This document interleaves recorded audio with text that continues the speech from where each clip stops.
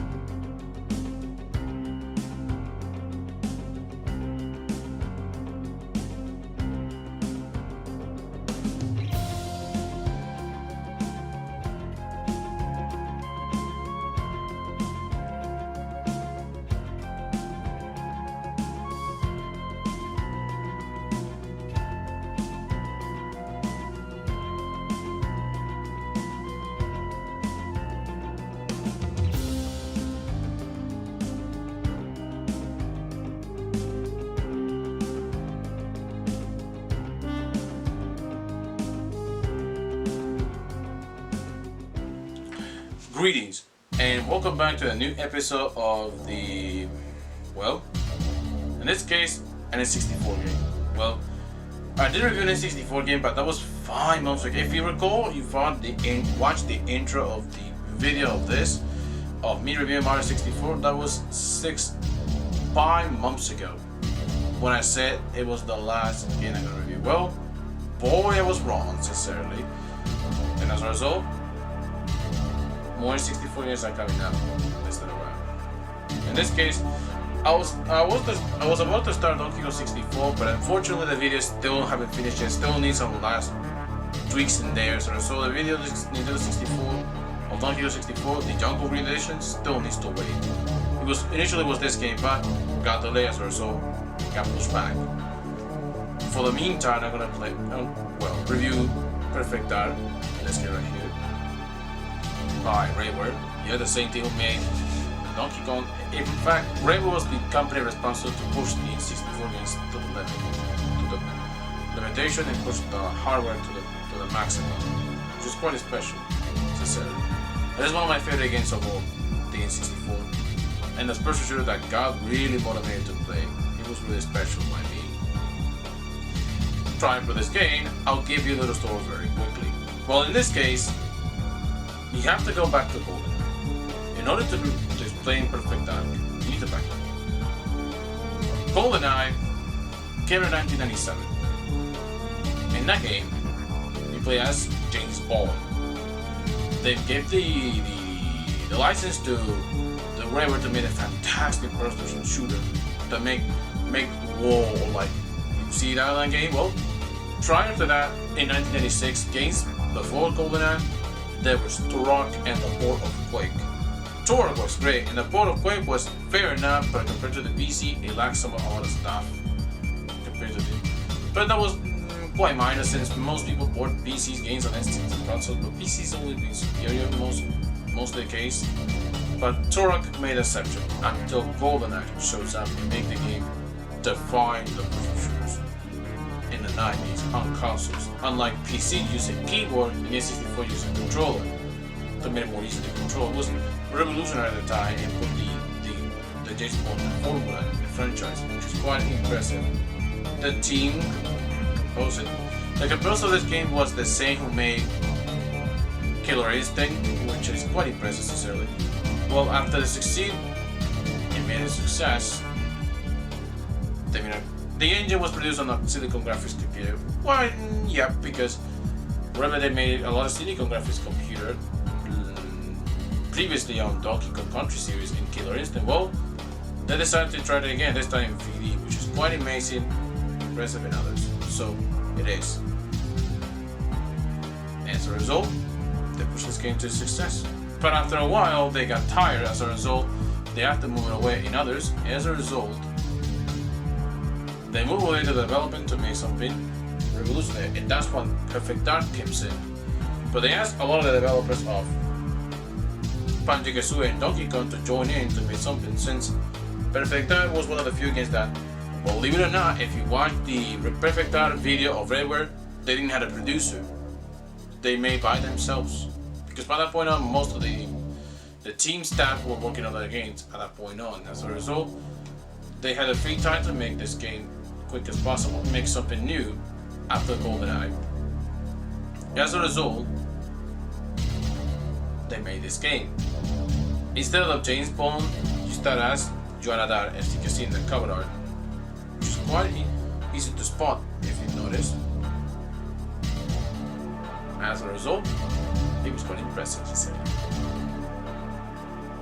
And most of the time, it is.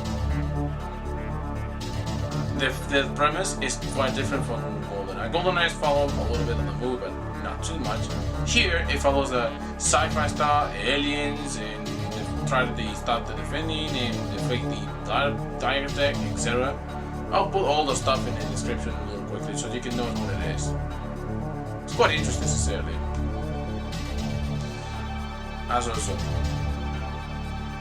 I'm going to talk about something more I mentioned in the previous video. In the previous video that I made on the expansion pack, I told you before that the expansion pack was made to save this particular game, Donkey Kong 64, to a bug that crashed the game and made a lot of headaches on Rareware and almost this game to fail. Then this guy comes in to help, and that's why it doesn't work on when you jump it back. Well, that's the why.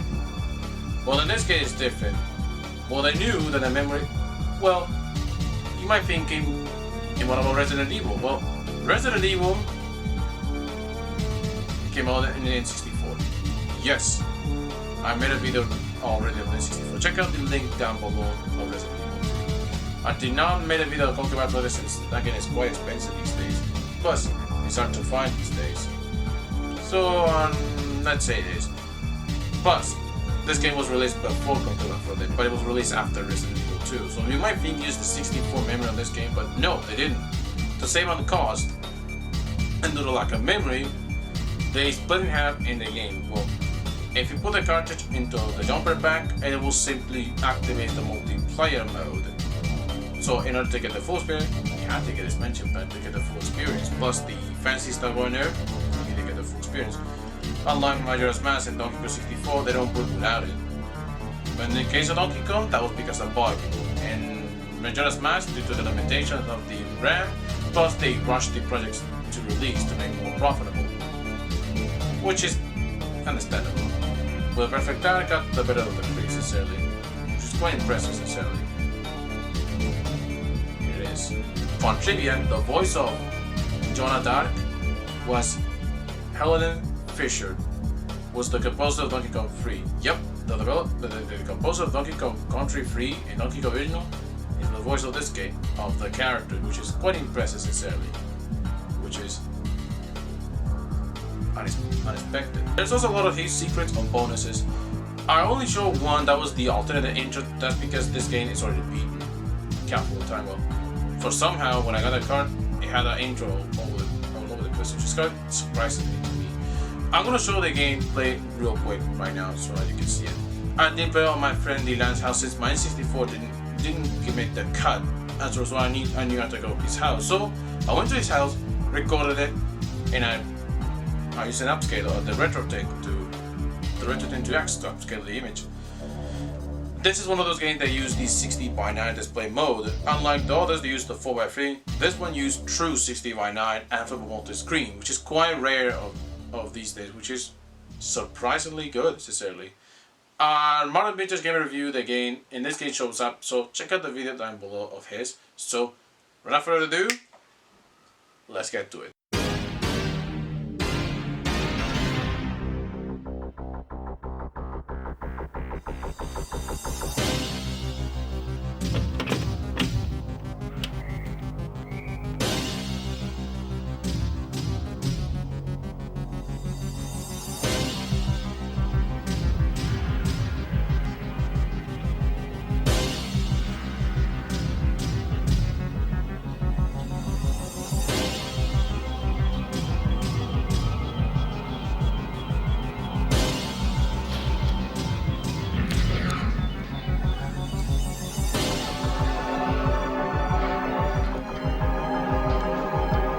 Unfortunately, I could not play the single mode because remember, this game is another of those that requires the expansion pack.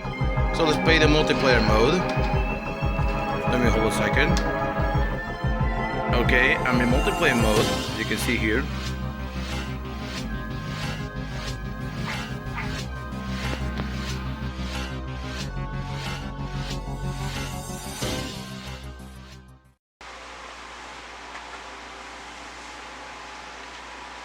No me haga daño, igual yo voy a probar. Si me hace daño.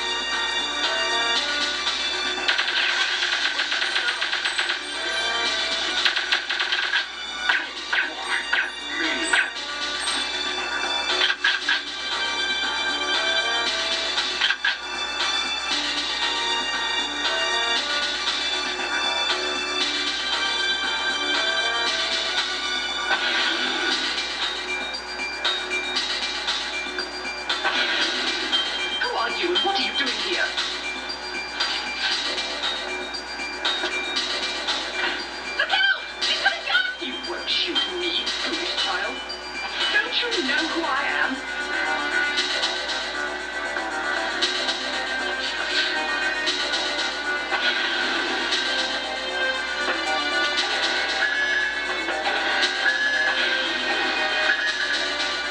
There's someone here.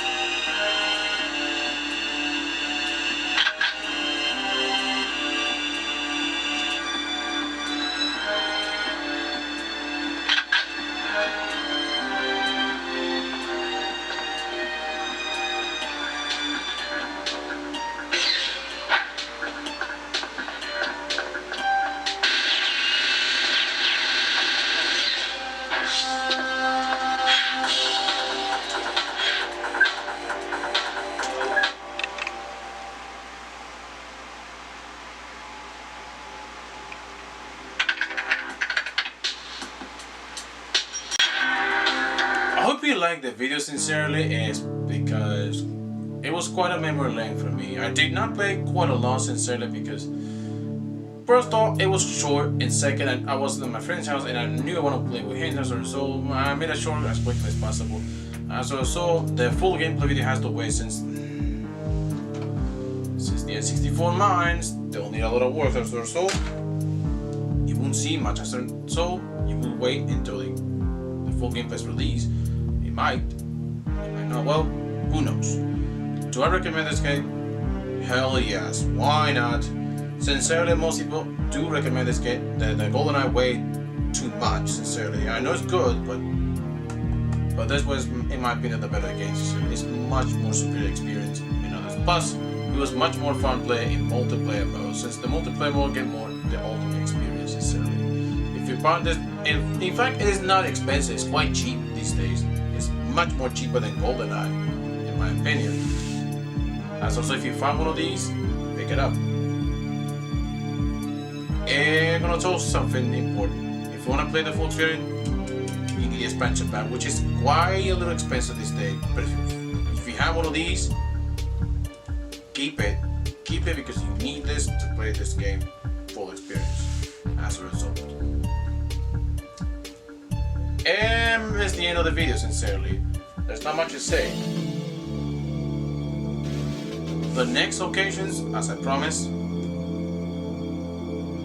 finally I can review both Donkey Kong 64 and of course the big O of the Super Nintendo, the mighty Morphine Power Unified Edition. I finally able to borrow the games from my friend Dylan so I can play.